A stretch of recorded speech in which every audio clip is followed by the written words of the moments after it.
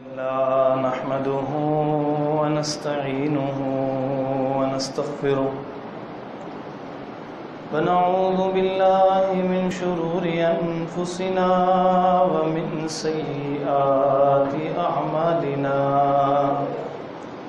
من يهده الله فلا مضل له ومن يضلله فلا هادي له وأشهد أن لا إله إلا الله وحده لا شريك له وأشهد أن محمدا عبده ورسوله أما بعد فإن خير الحديث كتاب الله وخير الهدي هدي محمد صلى الله عليه وسلم وشر الأمور محدثاتها وكل محدثة بدعة وكل بدعة ضلالة وكل ضلالة في النار فأعوذ بالله من الشيطان الرجيم بسم الله الرحمن الرحيم يا أيها الذين آمنوا اتقوا الله حق تقاته ولا تموتن إلا وأنتم مسلمون يا أيها الناس اتقوا ربكم الذي خلقكم من نفس واحدة وخلق منها زوجها وبث منهما رجالا كثيرا ونساء واتقوا الله الذي تساءلون به والأرحام إن الله كان عليكم رقيبا يا أيها الذين آمنوا اتقوا الله وقولوا قولا سديدا يصلح لكم أعمالكم ويغفر لكم ذنوبكم ومن يطع الله ورسوله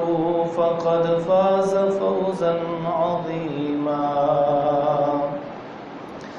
اللهم صل على محمد وعلى آل محمد كما صليت على إبراهيم وعلى آل إبراهيم إنك حميد مجيد اللهم بارك على محمد وعلى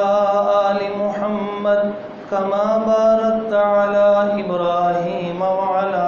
آل إبراهيم إنك حميد مجيد رب اشرح لي صدري رب اشرح لي صدري رب اشرح لي صدري ويسر لي أمري واحلل عقدة من لساني يفقهوا قولي اللهم تقبل منا صالح الأعمال وتجاوز عن سيئات أعمالنا اللهم طهر قلوبنا من النفاق وأعمالنا من الرياء وألسنتنا من الكذب وأعيننا من الخيانة فإنك تعلم خائنة الأعين وما تخفي الصدور اللهم إنا نسألك علما نافعا وعملا متقبلا ورزقا طيبا واسعا سهلا عاجلا حلالا مباركا وآتنا توفيق الإنفاق مما رزقتنا وشفاء من كل داء إلى أجل مسمى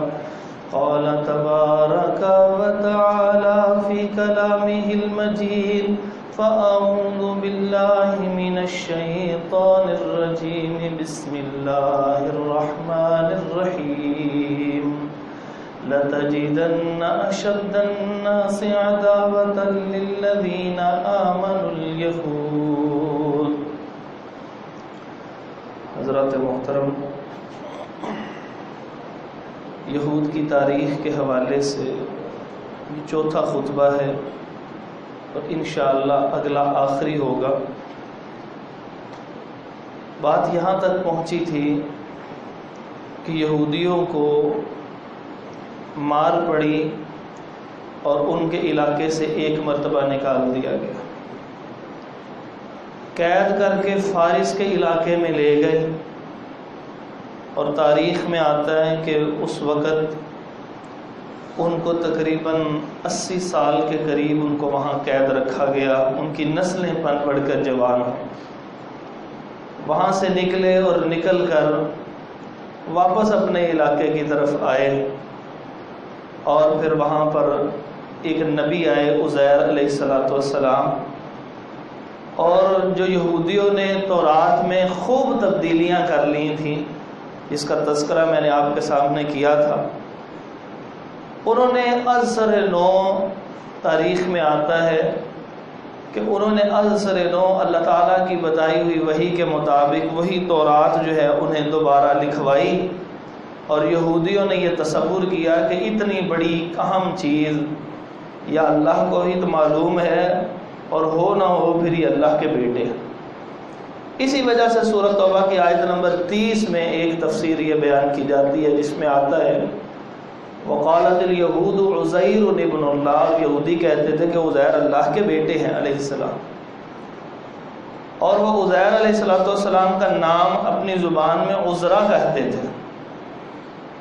اور اس کے بعد وہ یہاں پر رہے، زندگی گزاری، دنیا سے رخصت ہوئے، تورات ان کے پاس پھر دوبارہ اصل شکل میں آ چکی، لیکن ظلم کی انتہا دیکھیے، ان کی نسلوں نے پھر تورات کو تبدیل کر دیا۔ ایک دفعہ نبی کے ساتھ گستاخی کر رہے ہیں، سزا ملتی ہے، 40 سال تک صحرا میں رہتے ہیں، وہاں سے نکلتے ہیں، نئی نسل جہاد کرتی ہے، اللہ فتح عطا فرماتے ہے۔ داؤد علیہ السلام کو اللہ نے بھیجا، بہت علاقہ فتح ہو گیا۔ سلیمان علیہ السلام کو بادشاہ دی، اور بڑا علاقہ فتح ہو گیا۔ دوسری مرتبہ سلیمان علیہ السلام نے بہت بڑا ہیکل تعمیر کر دیا،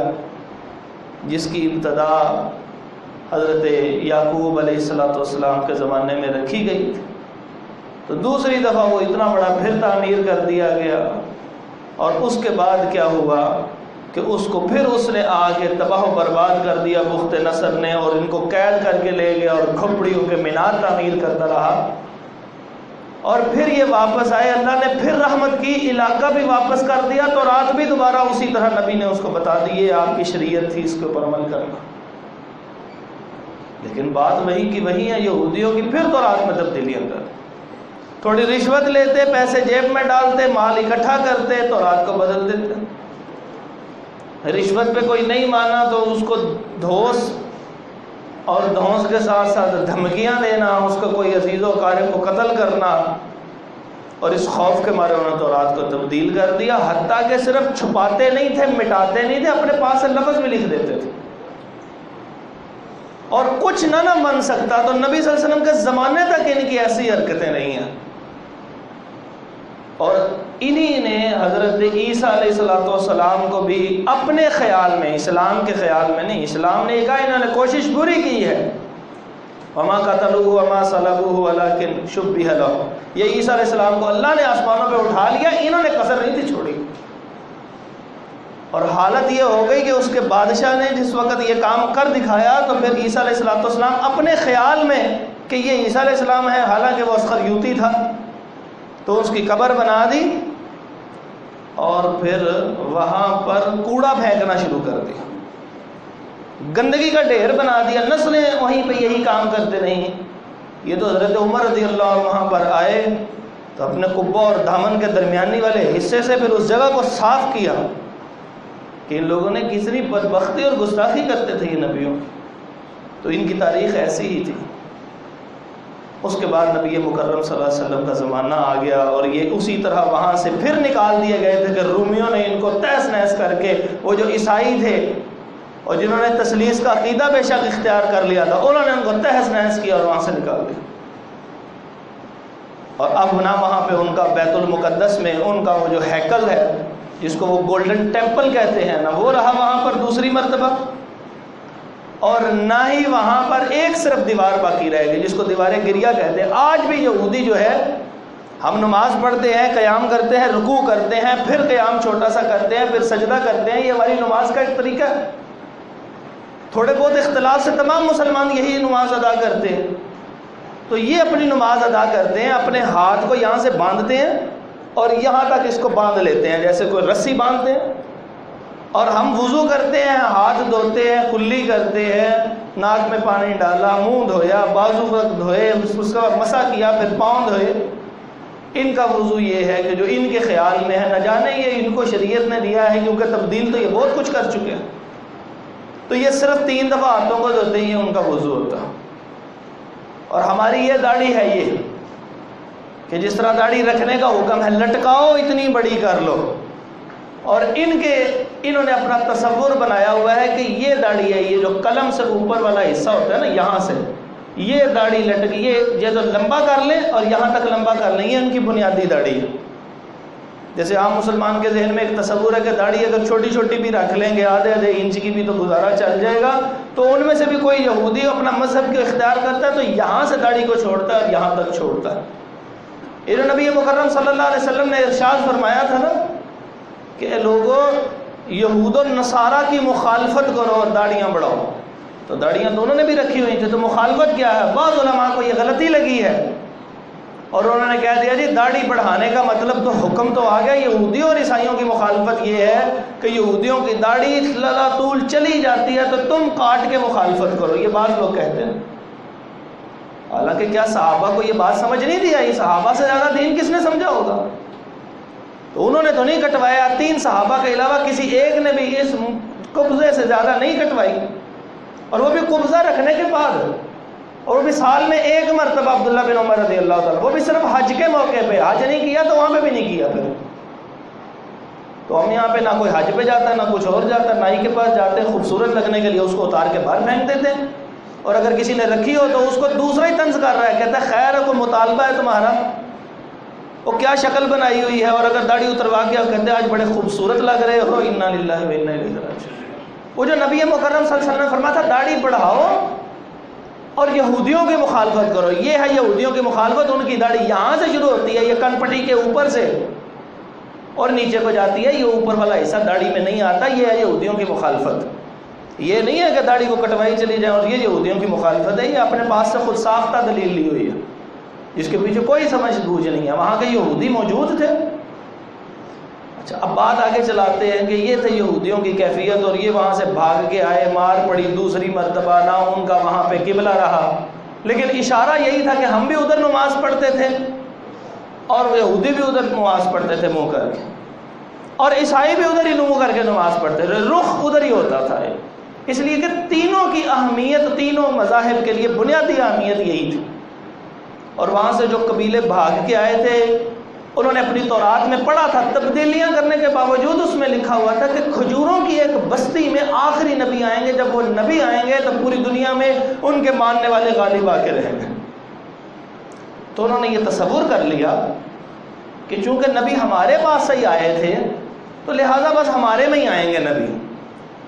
حالانکہ انہوں نے، اللہ تعالیٰ فرماتے ہیں یقتلون الانبیاء، یہ نبیوں کو نہیں، ایک نبی کو نہیں ہے، 2 کو نہیں ہے، کئی نبی ایک ایک دن میں کاٹ کے رکھ دیے، شہید کر دیے۔ ہم لوگوں کی کیفیت تو یہ ہے کہ اگر کہیں جا رہے ہوں اور اگر ہمیں محسوس ہو کہ ہماری رفتار سے کسی کو تکلیف پہنچے گی تو ہم تو رک جاتے ہیں اور کسی کو تکلیف نہیں پہنچاتے،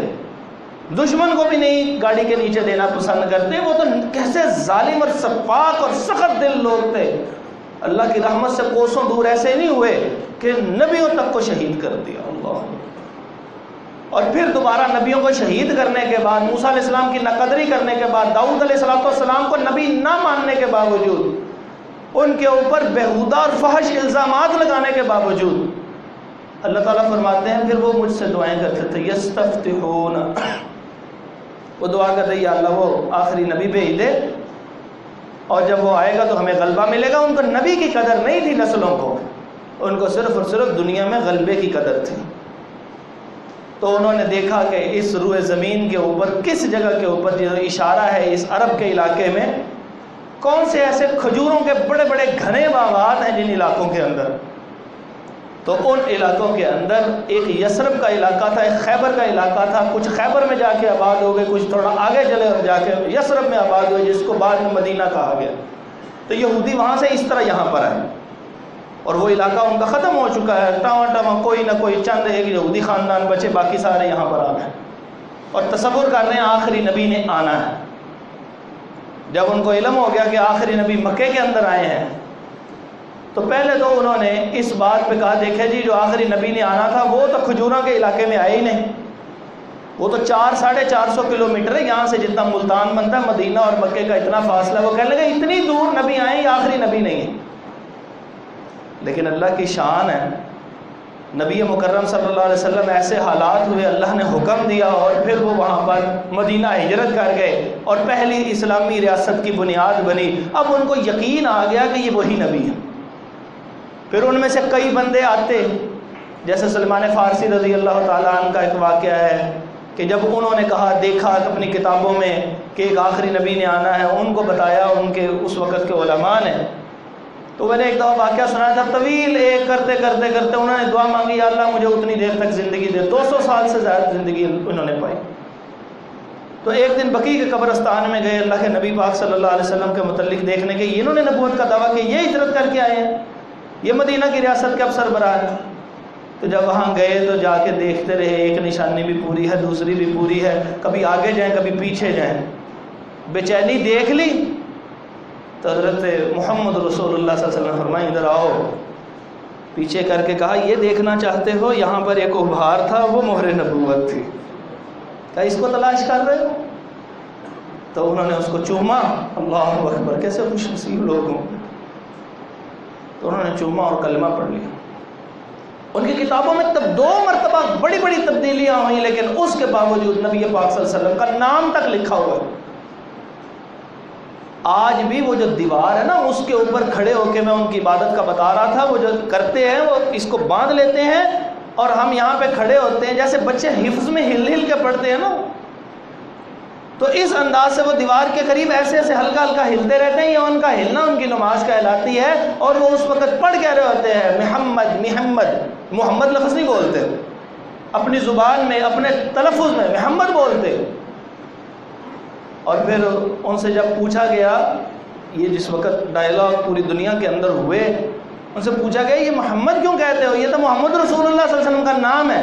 صاف مکر کے نام ہے رسول اللہ صلی اللہ علیہ وسلم کا نام مکر کے. تو جی کہنے لگے ہم ہر قابل تعریف کو کہہ رہے ہیں. محمد رسول اللہ صلی اللہ علیہ وسلم سے زیادہ بھی کوئی قابل تعریف ہوگا؟ تو وہ پکار رہے ہیں، آج بھی وہی پکار رہے ہیں. اللہ تعالیٰ نے ان کی زبانوں کے ذریعے بے ساختہ ان کی زبانوں کے یہ کلمے جاری کیے ہوئے آج بھی. تو وہ جب وہاں پر آ گئے تو اس طرح تلاش کرتے تھے. تبدیلیوں کے باوجود رسول اللہ صلی اللہ علیہ وسلم کے نام اور آپ صلی اللہ علیہ وسلم کی صفات اس کے اندر ذکر تھیں کہ وہ کیفیت ہوگی، علاقہ ایسے ہوگا، صحابہ ایسے ہوں گے، کون لوگ اقرار کریں گے، کون انکار کرنے والے ہوں گے. وہ ہرقل کا واقعہ بھی اسی طرح مشہور و معروف ہے، عیسائی بھی جانتے تھے، یہودی بھی جانتے تھے. اللہ تعالیٰ نے نیک یہودیوں کی صفت بیان کیا قرآن مجید کے اندر. آپ تصور کریں گے یہودیوں کی بھی خصوصیات ہے. ہاں، 7واں پارہ پہلی آیت اللہ تعالیٰ ارشاد فرماتے ہیں وَإِذَا سَمِعُوا، کہ یہودیوں کی کیفیت یہ ہے جب وہ قرآن سنتے ہیں تَرَىٰ أَعْيُنَهُمْ تَفِيضُ مِنَ الدَّمْعِ، آپ ان کی آنکھوں کو دیکھیں گے قرآن سنتے سنتے خوف الہی سے ان کی آنکھوں میں آنسو ایسے نہیں آتے جیسے عام آنسو آتے ہیں. دم کیا کہتے ہیں؟ خون کو کہتے ہیں، اور خون قطرہ قطرہ نہیں نکلتا، ایک تسلسل سے نکلتا ہے. ہزاروں کتاب وہ پڑھتے تھے قرآن سن کے، اور ان میں سے بھی کچھ کلمہ پڑھنے والے تھے. اللہ نے ان کی خصوصیت بیان کی. انہیں میں ایک عبداللہ بن سلام رضی اللہ تعالیٰ عنہ تھے. باپ بھی یہودی تھا، بہت بڑا عالم، بیٹا بھی یہودی، خاندان. کیونکہ یہ یہودی کسی کو تورات کو ہاتھ لگانے نہیں دیتے تھے. ہاتھ لگایا ہاتھ کاٹ دیا، کیونکہ ان کو پتا تھا ہم نے اگلی نسلوں میں تبدیلیاں کرنی. اندر کھاتے تو ان کو معلوم تھا ان کے بڑوں کو، تو عام لوگوں تک یہ بات نہیں پہنچنے دیتے تھے. تو جب انہوں نے دیکھا کہ وہ واقعی چیزیں نشانیاں پوری ہیں، وہ آئے نبی پاک صلی اللہ علیہ وسلم کے پاس. آ کے انہوں نے کلمہ پڑھ لیا. تو آپ صلی اللہ علیہ وسلم سے عرض کرنے لگے اللہ کے نبی صلی اللہ علیہ وسلم ہماری کتابوں میں آپ کی ساری باتیں لکھی ہوئی ہیں اور ہم سارے مل کے اپنی مجلسوں میں یہ اقرار کر چکے ہیں آپ اللہ کے سچے نبی ہیں، اور مانتے اس لیے نہیں ہیں کیونکہ ہم یہ سمجھتے تھے کہ ہماری نسل میں سے آئیں گے، اور آپ حضرت اسماعیل علیہ السلام کی نسل میں سے ہیں، یعنی ابراہیم علیہ السلام کے بڑے بیٹے کی نسل میں سے۔ تو اپنی غلطی نہیں مانتے کہ نبیوں کا کیا سلوک کیا ہے اس لیے اللہ نے آخری نبی ادھر بھیج دیا ہے، لیکن اقرار کر رہے ہیں، انکار کر رہے ہیں رسول اللہ صلی اللہ علیہ وسلم۔ تو اسی طرح آپ ان سے میرے متعلق ذرا پوچھئے، کچھ یہودی آئے سوالات کرنے آتے ہوتے تھے مدینہ میں آپ صلی اللہ علیہ وسلم کے پاس، ابتدائی تھی ابھی، کچھ یہودی آئے آپ صلی اللہ علیہ وسلم سے سوالات کیے، آپ صلی اللہ علیہ وسلم نے پوچھا کہ وہ آپ میں ایک آدمی ہے آپ کا عالم عبداللہ بن سلام، وہ تعریفوں کے پل مارنے لگے، باپ بھی اچھا تھا، دادا بھی اچھا تھا، خاندان بھی اچھا تھا، یہ خود بھی ہم میں سب سے بڑا عالم دین یہی ہے۔ تو کہا اگر وہ اسلام قبول کر لے گا تو ایسا ہو ہی نہیں سکتا۔ تو پیچھے سے جو عبداللہ بن سلام رضی اللہ عنہ چھپے ہوئے تھے باہر نکل کے کہنے لگے اشہد ان لا الہ الا اللہ واشہد ان محمد عبدہ ورسولہ، ساتھ ہی کہنے لگے یہ ہم میں سے سب سے برا، اس کا خاندان بھی سب سے برا تھا، اس کو تو تورات آتی نہیں ہے، الزام لگانے شروع کرتے۔ لیکن نبی مکرم صلی اللہ علیہ وسلم نے ان کو کچھ نہیں کہا، ان سے پہلا معاہدہ کیا یہودیوں کی تاریخ میں، پہلا معاہدہ، امن معاہدہ، جو ان کو نکال باہر کیا جانا چاہیے تھا ان کی کرتوتوں کی وجہ سے، مگر نبی پاک صلی اللہ علیہ وسلم پیغمبر امن تھے، معاہدہ کیا آپ مدینہ کے اندر رہیں، بس ایک شرط یہ ہے کہ لڑائی نہیں کرنی، اختلاف نہیں کرنا، امن و امان کو نقصان نہیں پہنچانا، باہر سے کوئی حملہ کر دے گا ہم آپ کا ساتھ دیں گے، ہم پہ کوئی حملہ کر دے تو آپ ہمارا ساتھ دے دیجئے گا۔ زیادہ یہودیوں کے اوپر حملے ہوئے تھے، ان کی جان کو خطرہ تھا، وہ بھاگ کے آئے ہوئے تھے، تو اللہ کے نبی صلی اللہ علیہ وسلم نے ان کی حمایت میں ان کے ساتھ ایگریمنٹ کیا، اور اس کے پیرالل ایک شرط یہ طے کر لیا اگر وہ مسلمانوں کے اوپر حملہ کرے گا تو آپ بھی ساتھ دیں گے۔ نبی صلی اللہ علیہ وسلم کو ان کے ساتھ کی ضرورت نہیں تھی، لیکن اس کے اندر بھی ان کی عزت و توقیر کی کہ چلو تم نیچے نہ اپنے آپ کو تصور کرنا، حقیر نہ تصور کرنا، مظلوم نہ تصور کرنا، کہ کسی وقت بھی وہ فارس کے علاقوں سے بخت نصر یا رومیوں میں سے نکل کے کوئی آتا تو ان سارے یہودیوں کو کاٹ دیتا، لیکن نبی صلی اللہ علیہ وسلم فرمایا ہم تمہاری حفاظت کریں گے۔ اس کے بعد نبی پاک صلی اللہ علیہ وسلم سے انہوں نے غداری کیا کی۔ اگلا سال آیا، بدر کا مارکا ہوا، جب بدر کے مارکے کے اندر وہ بڑے بڑے ان کے کافر مارے گئے تو یہ کہنے لگے دیکھو جی یہ ان لوگوں سے لڑے ہیں نا مسلمان کے جن کو تلوار نہیں چلانی آتی، ہم ساری زندگی تلوار چلاتے رہے ہیں، کیا تلوار چلائی تھی؟ بخت نصر سے تو قتل ہوئے تھے۔ کون سی تلوار چلائی تھی؟ رومیوں نے تو ان کو دھکے مار کے ان کے علاقوں سے باہر نکال دیا تھا، ان کا کعبہ تو توڑ کے رکھ دیا تھا، لیکن وہاں پر ڈینگے مارنے کی کیفیت تو یہ شروع سے رہی یہودیوں کی آج بھی۔ تو جس وقت ان کو یہ کہا، توجہ ادھر کیجیے، جس وقت ان کو یہ کہا تو رسول اللہ صلی اللہ علیہ وسلم نے برداشت کیا، کہا کوئی بات نہیں ہے، کہہ رہے کہنے دو۔ تو ان کو کہنے لگے جی آپ کا ہمارے سے مقابلہ ہوگا نا پھر آپ کو بتائیں گے، یہودی کہنے لگے۔ نبی صلی اللہ علیہ وسلم نے درگزر فرمایا، آپ صلی اللہ علیہ وسلم کی عادت تھی درگزر کرنے کی، لیکن جس بدماش سے درگزر کرنے لگے وہ اور بدماش ہو جاتا ہے۔ اپنے علاقے کے اندر ایک عورت سے پردہ کھینچ دیا، وہ بے پرد ہوئی، ایک مسلمان اس کی حمایت میں نکلا اور لڑائی کے دوران جو ہے وہ مسلمان کو شہید کر دیا اور وہ یہودی بھی مارا گیا۔ تو وہاں پر فساد فی الارض کی وجہ سے رسول اللہ صلی اللہ علیہ وسلم نے اس قبیلے کو دھکے دے کے باہر نکال دیا، قبیلے کا نام قینقاع تھا، اس سے پہلے نبی صلی اللہ علیہ وسلم نے نہیں کیا، اور حالت یہ تھی کہ اس سے پہلے انہیں کی قبلے کی طرف منہ کر کے نماز پڑھی جا رہی ہے۔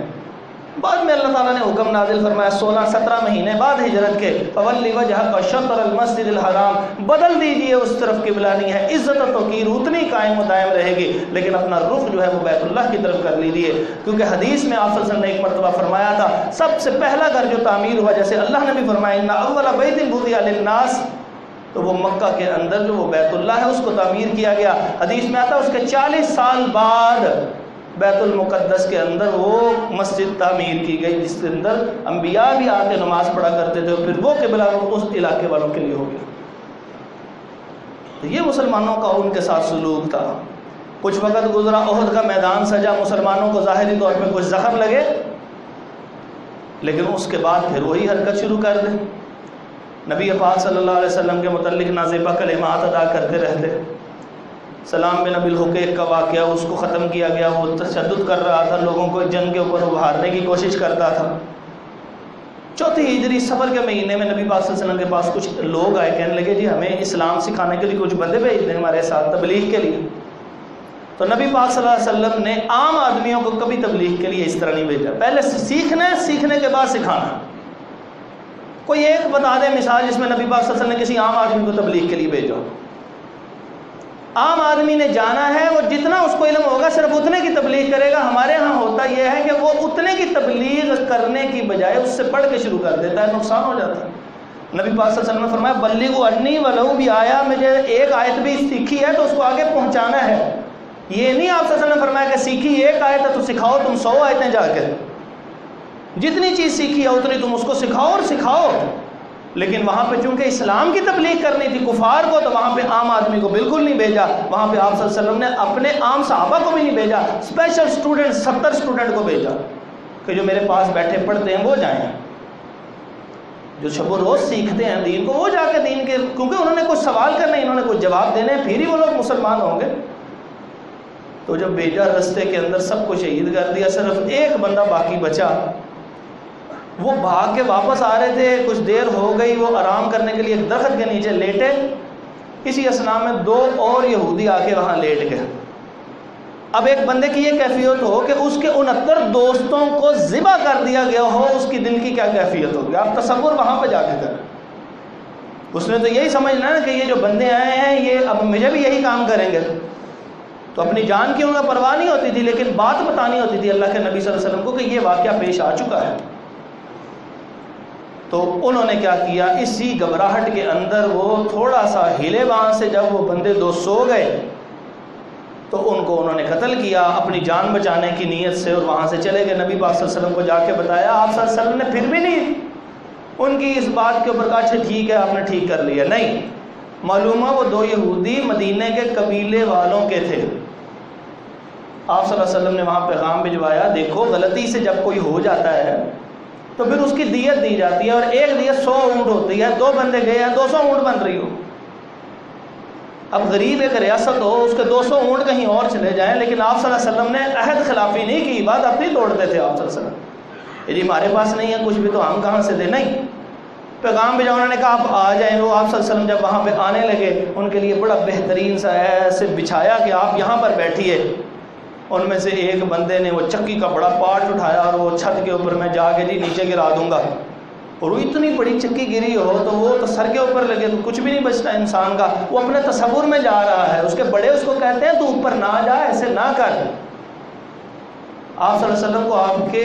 رب نے بتا دینا، اس کا مطلب انہیں پتا تھا یہ سچے نبی، جانتے پوچھتے انکار ہے رسالت۔ وہی ہوا، ابھی وہ چند سیڑھیاں نہیں چڑھا، اللہ تعالیٰ نے 7 آسمانوں سے نیچے جبرائیل علیہ السلام کو بھیج دیا، یہ کام کرنے لگے۔ نبی صلی اللہ علیہ وسلم اٹھے، صحابہ بھی اٹھ کے چلے گئے، اور بعد میں بتایا یہ کرنے لگے تھے، انہوں نے اقرار کیا، آپ صلی اللہ علیہ وسلم نے ان کو علاقے سے باہر نکال دیا۔ ایسے بدامن انسان کو معاشرے میں رہنے کی اجازت نہیں ہے، اس کو علاقے سے نکال دیا گیا۔ تو جس وقت وہ چلے گئے، 2 قبیلے چلے گئے، تیسرا وہاں پر رہ گیا۔ تیسرے نے بھی یہی سلوک کیا کہ وہ غزوہ احزاب کے اندر جو ہے وہ اختلاف کیا اور کافروں کے ساتھ جا ملے۔ نبی پاک صلی اللہ علیہ وسلم پہ اللہ نے رحمت فرمائی، ان کے خیمے اڑ گئے، وہ کافر نامراد ہو کے واپس چلے گئے۔ ادھر پھر نبی پاک صلی اللہ علیہ وسلم کو حکم دیا، اور پھر اس قبیلے کے اندر مردوں کو، جو لڑنے والے تھے، جو لڑ رہے تھے، ان کے ساتھ جنگی قیدی نہیں بلکہ عام قیدی نہیں، اس کو جنگی مجرم کی سزا دی گئی۔ ایک ہوتا قیدی، ایک ہوتا مجرم۔ جو قید میں آتا ہے اس کو واپس کیا جا سکتا ہے اور قتل بھی کیا جا سکتا ہے۔ لڑنے کے لیے جو آتا ہے اس کو صرف اور صرف جو لڑ رہا ہوتا ہے وہ اس کی سزا صرف اور صرف قتل ہوتی ہے، اور پوری دنیا اس کو مانتی ہے۔ جیسے اس وقت جو پچھلی صدی کے آخر میں، یہ بلکہ اس صدی کے شروع میں، جو ایک سب سے بڑی عالم اسلام کے سربراہ کو امریکہ نے پھانسی دی تھی، تو وہ کس بنیاد پہ دی تھی؟ صدام کو وہ اس لیے دی، وہ کہتے ہیں یہ جنگی قیدی نہیں ہے، جنگی مجرم ہے، تو جنگ ختم ہو جانے کے بعد بھی اس کو سزا دی ہے۔ اور رسول اللہ صلی اللہ علیہ وسلم پہ اعتراض کرتے ہیں کہ آپ صلی اللہ علیہ وسلم نے جنگ ختم ہو جانے کے بعد ان کے بندے کیوں مارے تھے؟ تو یہ جو جنگی مجرم ہوتا ہے اس کے ساتھ وہی سلوک کیا، اور اللہ کے حکم کے مطابق یہ سلوک کیا گیا۔ اور ہماری عقلیں کچھ بھی نہیں ہے، میرے رب کا حکم سب سے بلند ہوتا ہے، اس کے بعد جو آپ صلی اللہ علیہ وسلم وہاں پہ گئے خیبر کے علاقے میں کچھ سال گزرنے کے بعد، اور وہاں سے وہ جو یہودی بہت سازشیں کرتے تھے ان کا بھی کلا کما کیا، لیکن پھر بھی حسن سلوک کی حالت یہ ہے کہ ایک یہودی نے باہر سے سلام لیتے ہوئے کہا نعوذ باللہ من ذالک، السلام علیکم، آپ پر موت ہو۔ عائشہ رضی اللہ عنہ کو غصہ چڑھ گیا، وہ میرے نبی کے متعلق ایسے لفظ بولے، کہنے لگی تجھ پہ موت ہو، تجھ پہ رب کی لعنت بھی برسے۔ رسول اللہ صلی اللہ علیہ وسلم کہنے لگے نہیں، بس اتنا کہہ دو وعلیکا، تجھ پر، اس سے اگلے لفظ نہ بولو، بات وہی ہوگی جو کہی ہے لیکن لفظ اتنا ہی بولنا۔ نبی پاک صلی اللہ علیہ وسلم کا سلوک کا حالت دیکھیں، کیفیت دیکھیں۔ صحیح بخاری کے اندر روایت ہے کہ ایک مرتبہ ایک جنازہ گزر رہا ہے اور ایک یہودی کا جنازہ گزر رہا ہے، تو جنازہ دیکھ کے فقامہ، اس کے دو مطلب ہیں، یا تو کھڑے ہو گئے جہاں پہ آ رہے تھے یا رک گئے، چلتے چلتے رک گئے کہ یہ جنازہ گزر رہا ہے۔ کہا یہ تو یہودی کا جنازہ، اللہ کے نبی صلی اللہ علیہ وسلم، آپ صلی اللہ علیہ وسلم نے فرمایا وہ یہ انسان نہیں تھا، بہرحال کہ وہ ایک انسان تھا، تو نبی پاک صلی اللہ علیہ وسلم نے اس مردہ کی بھی قدر کی ہے۔ تو یہ یہودیوں کا سلوک ہے، ادھر مسلمانوں کا یہ سلوک ہے، لیکن ہوا پھر وہی جو اس کی حرکتیں ہیں۔ انہوں نے وہاں پر کیا کیا کہ بیت المقدس کو آج بھی جو حاصل کر رہے ہیں، اس دوران زیادہ وقت جو ہے تقریباً 700 سال، تقریباً 700 سال سے زیادہ عرصہ وہاں پہ عیسائیوں کی جو ہے وہ حکومت رہی ہے، اور 600 سال کے قریب عیسائیوں کی حکومت۔ اور وہاں پہ حضرت عمر رضی اللہ تعالیٰ عنہ وہاں پر گئے اور بیت المقدس ان سے لیا۔ یہ چونکہ اس میں یہودیوں کا کوئی واقعہ نہیں ہے تو اس وجہ سے میں نے اس کو تھوڑا سا سکپ کر دیا، چھوڑ دیا ہے اس حصے کو، کیونکہ یہ عیسائیوں کا معاملہ ہے۔ عیسائیوں والے حوالے سے میں یہ چیزیں ذکر کر چکا ہوں پہلے، پچھلے سال 3 جمعات کے اندر۔ اس کے بعد وہاں پر انہوں نے عیسائیوں نے پھر وہاں پہ ایک بہت بڑی جنگ کے لیے اعلان کیا، اور پوری دنیا کے عیسائی اکٹھے ہوئے اور انہوں نے بیت المقدس پہ حملہ کیا اور وہاں کے مسلمانوں کو شہید کیا اور بیت المقدس پہ قبضہ کر لیا۔ اور پھر مسلمانوں اور عیسائیوں کی جو جنگیں شروع ہوئیں، جن کو صلیبی جنگیں کہتے تھے، وہ اپنا ٹی کا نشان لے کے نکلتے تھے، وہ کہتے تھے یہ وہ صلیب ہے جس پہ عیسیٰ علیہ السلام کو صلیب دی گئی تھی، جب یہ ہمارے ساتھ جائے گا تو ہمیں فتح ہوگی۔ ویسے ہی کہ جیسے انہوں نے تابوت سکینہ رکھا ہوا تھا کہ جس کے اندر موسیٰ علیہ السلام کی وہ لاٹھی تھی کہ جس کو پھینکتے تھے تو وہ کیا بن جاتا تھا، وہ ایک اژدہا بن جاتا تھا، تو کچھ باقیات تھی۔ تو اسی طرح یہ بھی صلیب لے کے آئے تھے۔ اس وجہ سے ان جنگوں کو جو 91 سال تک جنگیں ہوئی، 91 سال، اب یوں سمجھے جب سے پیدا ہوئے علاقے میں جنگ لگی ہوئی ہے، اور اگر بندہ 91 سال تک زندہ رہے اور جنگیں ہی ہوتے رہے تو 2-3 نسلیں کھپ جاتی ہیں۔ تو 91 سال تک وہ جنگیں ہوتی رہی۔ 91 سال کے بعد ایک کرد خون نکلا، وہ جو روس اور افغانستان کے درمیان کی آزاد ریاستیں ہیں وہاں کا ایک آدمی نکلا، صلاح الدین نامی، اور پھر اس نے جو علاقے فتح کرنے شروع کیے، اس وجہ سے اس کو سلطان کہا گیا، مختلف علاقوں کا گورنر رہا۔ اور اس وقت کے جو خلیفہ وقت ہے مسلمانوں کے، اس کی اجازت سے جو شروع ہوا، علاقے فتح کرتے کرتے کرتے کرتے بیت المقدس کو جا کے اس کرد نوجوان نے، سلطان صلاح الدین ایوبی نے تہس نہس کر کے رکھ دیا وہاں عیسائیوں کی ریاست کو۔ اور پھر الحمدللہ اس وقت پھر بیت المقدس دوسری مرتبہ مسلمانوں نے عیسائیوں کے قبضے سے چھڑایا، اور پھر بیچ میں کبھی ہلکا پھلکا جاتا آتا رہا، لیکن کوئی بڑی جنگ نہیں ہوئی، اور چلتے چلتے چلتے چلتے آج تک مسلمان ہی وہاں پر موجود تھے اور وہاں پہ امن و امان قائم کیا ہوا تھا۔ لیکن یہودیوں کی وہی خصلت میں ذکر کر رہا ہوں کہ جس وقت 1917 کے اندر پہلی جنگ عظیم کا خاتمہ ہونے لگا تو اس جگہ کے اوپر اس سے پہلے یہودیوں کا قتل عام ہو رہا تھا، تو اس جگہ کے اوپر قبضہ کیا برطانیہ نے، تو وہ جگہ ترک لوگوں کی تھی،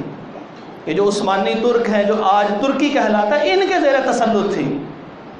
تو یہ آخری جملہ یہ بڑا قیمتی ہے، یہ آپ کو پورا یہ جو نظر آتا ہے نا سینیریو بنا ہوا ہے کہ ترک لوگ آئیں گے اور یہ جناب یہی اقتدار کرنا چاہیں گے، یہ خلافت ان کا حق بنتا ہے۔ میں بتاتا ہوں یہ جو آپ کو ڈرامے دکھا دکھا کے سکھایا گیا ہے کہ ترک لوگ بہادر تھے، ہاں وہ مسلمان بہادر تھے، لیکن انہوں نے بھی تو خلافت چھینی تھی۔ ہاں وہ بہادر تھے لیکن وہ خون ختم ہو گیا، نئی نسلیں آئیں، اور 1917 کے اندر جس وقت انہوں نے وہ سارا علاقہ قبضہ کیا اور بیت المقدس یعنی یروشلم کو جس کو پرانا ایلیا کہا جاتا تھا، اس انبیاء کی شدید یعنی بھرپور سرزمین کے اوپر اس کو بین الاقوامی سٹی قرار دے دیا گیا، انٹرنیشنل سٹی قرار دے دیا گیا، جیسے دبئی کے اوپر قوانین انٹرنیشنل اپلائی ہوتے ہیں۔ اور تاکہ کہا کہ نہ اب یہاں پہ مسلمان ہیں، نہ عیسائی ہیں، اور نہ یہودی ہیں، یہ انٹرنیشنل ہے، سب کی اجتماعی ملکیت ہے۔ جملہ کہنے کو بڑا پرلطف تھا، لیکن حقیقت میں وہ عیسائیوں کی سلطنت بن گئی تھی۔ اور پھر انہوں نے وہاں پر ایک اسٹوڈنٹ لیڈر کو ابھارا ترکی میں، اور ابھی خلافت قائم تھی، ایک عام کالج یونیورسٹی کا آدمی ابھرا اور طلباء کو ساتھ لے آیا، اس کو فنڈنگ ملی جس کو مصطفیٰ کمال کہا جاتا تھا، اور اس بندے نے پھر 1924 کے اندر خلافت کا اپنی پارلیمنٹ میں اعلان کیا، ہم مسلمانوں کی خلافت کو چھوڑتے ہیں۔ یہ جس کا انتظار کر رہے ہیں نا کہ 100 سال بعد دوبارہ مل جائے گی ترکی کو خلافت، یہ انہوں نے خود اپنی پارلیمنٹ میں اعلان کر کے اس وقت کہا تھا۔ انہوں نے کہا یہ ہمارا اصل ہے، یہ ہمارا اصل ہے، یہ باپ کی طرح ہے۔ اتا ترک باپ کو کہتے ہیں کہ ترکوں کا باپ مصطفیٰ کمال کو اتا ترک کہنا شروع کر دیا۔ اور اس بندے نے کیا تھا، اس نے خلافت کو چھوڑ دیا۔ اس نے کہا ہمیں نہیں چاہیے بیت المقدس، نکالو اسلام کو یہاں سے، اور یہ ترکی سیکولر سٹیٹ ہوگی، وہ سٹیٹ ہوگی کہ جس کا کوئی مذہب نہیں ہوگا۔ خلافت کی قبا تو انہوں نے خود اتاری تھی۔ مجھے معلوم ہے یہ یہاں پہ جملے کہنے کوئی آسان نہیں ہے، اس کے بہت سے اثرات مرتب ہو سکتے ہیں، لیکن میں آپ کو حق اور سچ کی بات بتا رہا ہوں کہ یہ انہوں نے وہاں سے نکالا تھا، انہوں نے خلافت اتار دی۔ اور اس بندے نے جس کو وہ مصطفیٰ کمال کو اتا ترک اپنا باپ کہتے ہیں کہ ترکوں کا باپ، یعنی جس طرح باپ شفقت کرتا ہے، ترکوں پہ شفقت کی ہے، اس بندے نے وہاں پر اذان دینی جرم قرار دے دیا تھا۔ اور اگر نماز بھی پڑھنی ہے تو وہ ترکی زبان میں پڑھنی پڑے گی۔ ہم نماز کس زبان میں پڑھتے ہیں؟ عربی زبان میں پڑھتے ہیں، انہوں نے ترکی زبان میں نماز کو رائج کر دی۔ عرب اور عربوں سے نفرت کی وجہ سے انہوں نے نکال دیا۔ اور یہ اسی طرح چلتے چلتے جب اللہ نے ہم پہ احسان کیا، پوری دنیا کے مسلمانوں پہ رب کا بہت بڑا احسان ہے، وقت نہیں ہے میں ذکر کرتا، یہ پاکستان ہمیں عطا فرما دے۔ اور یہ کب بنا؟ 1947 میں بنا۔ اور وہ جو یہودی تھے وہ اسی انٹرنیشنل سٹی میں آباد ہونا شروع ہو گئے، ہوتے جا رہے ہیں۔ جب پاکستان بنا، اور یہ وہ واحد ملک ہے وہ مدینے کی ریاست کے بعد کہ جو لا الہ الا اللہ کی بنیاد پہ باقاعدہ طور پہ بنایا گیا۔ ویسے تو فتوحات ہوئی ہیں، اندر سے بنائی۔ تو یہ لا الہ الا اللہ، پاکستان کا مطلب کیا؟ لا الہ الا اللہ، لاکھوں لوگوں نے قربانیاں دی تھیں۔ تو یہ جب پاکستان بن گیا نا، تو پھر یہودیوں کو احساس ہوا کہ اسلام کے نام پہ تو پوری دنیا میں ہم نے خلافت ختم کی تھی، یہ پھر دوبارہ ایک ملک بن گیا ہے، کہتا بھی ہم مسلمان ہیں، تو ہم کدھر جائیں گے؟ انہوں نے 100 کے 1000 دے کے، یعنی 1 کا 10 دے کے زمینیں خریدنی شروع کر دی، اور 1 سال میں ارد گرد باؤنڈری لگا دی، ایسے جیسے کسی ٹاؤن کے ارد گرد نہیں باؤنڈری وال لگا دیتے، دیوار کر دیتے۔ ایسے کرنے کے بعد اوپر بینر لگا دیا، انہوں نے کہا یہ اسرائیل ہے اور ہم نے یہاں ملک قائم کر لیا۔ اور علاقہ کون سا تھا؟ وہ فلسطین مسلمانوں کا تھا۔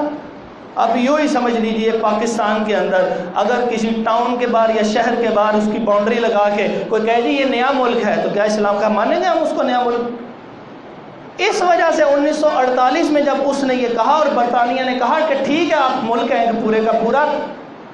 تو پاکستان نے جو پاسپورٹ جاری کیا پوری دنیا میں جانے آنے کے لیے، تو اس کے اوپر لکھا ہوتا ہے ناٹ فار اسرائیل، اسرائیل کے لیے یہ پاسپورٹ نہیں ہے، ہم نہیں مانتے اسرائیل کو ایک ملک، کیونکہ اگر اسرائیل کو ایک ملک ماننا ہے تو اس کا مطلب یہی ہے پھر دنیا کے کسی خطے کے اندر کسی شہر کے ارد گرد جو ہے وہ باؤنڈری لگا دو اور نیا ملک بنا دو، اس طرح ملکوں کے اندر ملک بنتے جائیں گے۔ تو ہم اس لیے کہتے ہیں کہ اسرائیل کا اپنا وجود نہیں ہے۔ یہ آپ کو بات سمجھ لگ گئی اتنے تصور کے بعد یہ کیوں جنگ چلی آ رہی ہے؟ انشاءاللہ اگلے خطبے میں یہاں سے لے کے دجال کی آمد اور اس کے قتل تک کے واقعات جو انشاءاللہ آپ کے سامنے ذکر کریں گے۔ کچھ تو جو ہو چکے ہیں وہ تو حقائق کا تاریخی ہے، کچھ نبی پاک صلی اللہ علیہ وسلم نے جن باتوں سے آگاہ کیا ہے وہ ان احادیث کی روشنی میں آپ کے سامنے ذکر کریں گے۔ اقول قولی ھذا استغفر اللہ لی ولکم ولجمیع المسلمین۔